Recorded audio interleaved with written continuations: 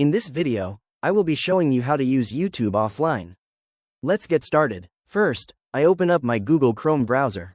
I click on the address bar at the top of the browser, type in youtube.com, and press enter to head over to the YouTube homepage.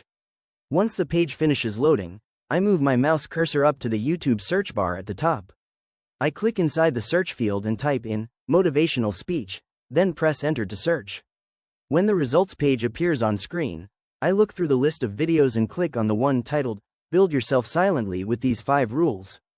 As the video page opens up, I scroll down slightly to view the action buttons right below the video title and channel details.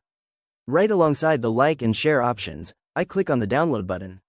A pop-up menu labeled Download Quality immediately opens, showing different video resolution options.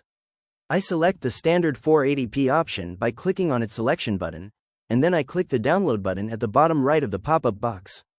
At the bottom left corner of the browser, a quick download progress box appears. Once the download finishes, the status on screen changes to show that the video has been downloaded successfully. To access my saved media, I move my cursor to the top left corner of the YouTube page and click on the main menu icon to open the navigation panel.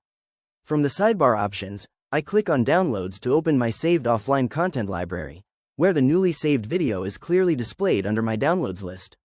Now, to demonstrate how offline playback functions without the internet, I move my cursor to the bottom right corner of the screen and click on the Windows System Tray settings.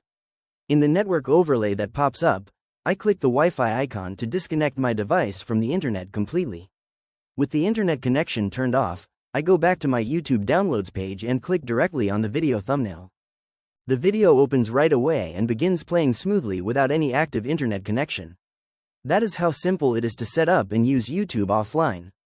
If you found this walkthrough helpful, please consider liking the video and subscribing for more quick tips and tutorials.